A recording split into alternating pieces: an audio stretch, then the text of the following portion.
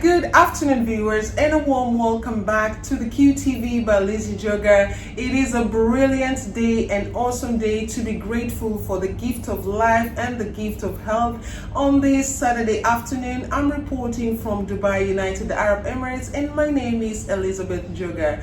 Today we are featuring aviation news as we are mourning of the recent happenstances, and we also seize the same opportunity to wish well for those who were affected in the explosion in Lebanon, also to wish well for those who have been affected by the fire outbreak in Ajman Market here inside United Arab Emirates here.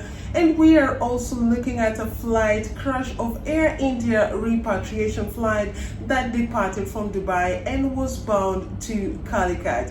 Also, we'll be looking at the recent nitty-gritties of getting to travel abroad, which are all not as interesting.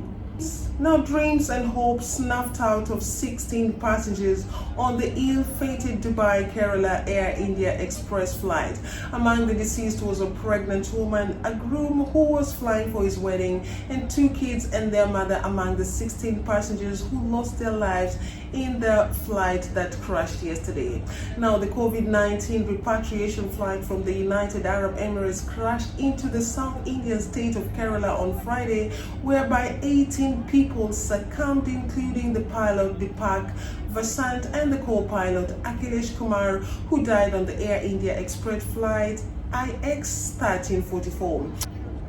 Now, this was a special repatriation flight from Dubai to India under India's Vande Bharat mission, which skied off the runway in Calicut International Airport, and this was said to be the second attempt to land after the fuselage of the aircraft split into 2, causing the crash of the aircraft. Now, the flight was carrying 184 passengers and 6 crew members, and it nose-dived into a valley and broke into 2 pieces around 7:40 p.m. yesterday, that is the 7th of August, and the list of the passengers who succumbed in this specific flight crash has already been released.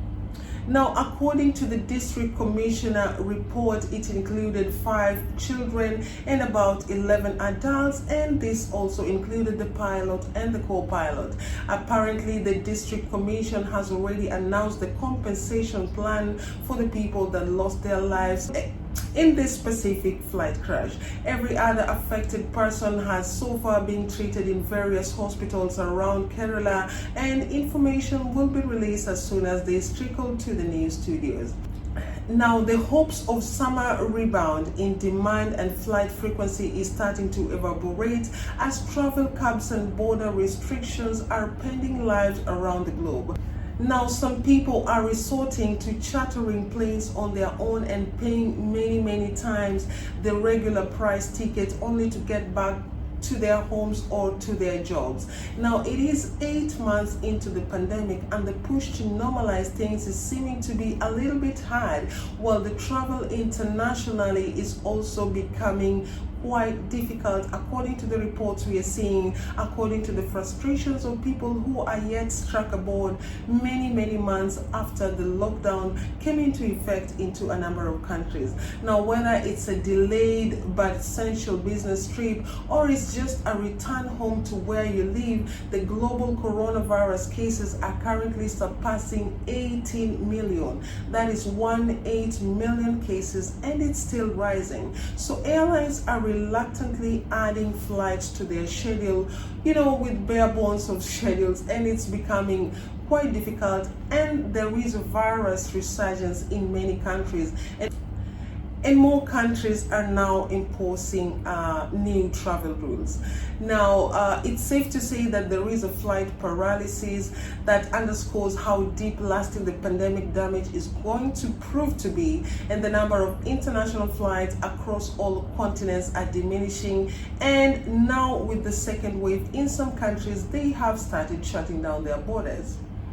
Now, the QTV was looking to give you maybe a quick estimation of how much the international travel demand has fallen. It was forecasted to be about 80% It was forecasted to be about 80%, and there is going to be further effect because it's right now rising to approximately 93%.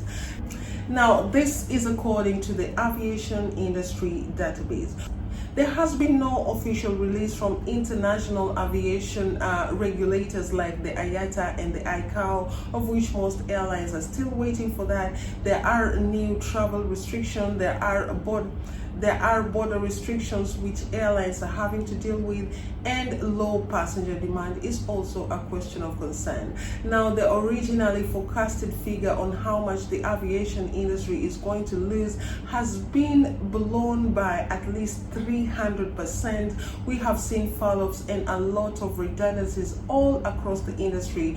This is not limited to a specific continent or peninsula. It's something that is affecting the entire globe. We have seen how frustrated aviation expats and aviation employees have been in the past days, and it seems that that is not going to stop, at least not in the meantime. Now, travelers are being forced to be creative on how they can get on a flight. Some are creating lobby groups, maybe through social media, because the social distancing must be observed, and this is continuously affecting a lot of people. Many airlines that had released some schedules are now pulling out some of their schedules. This is going to go on especially in this third quarter of 2020, and most probably it's going to be affected for the rest of 2020. We do hope that things are going to stabilize, if not get better, at least in the last quarter of 2020.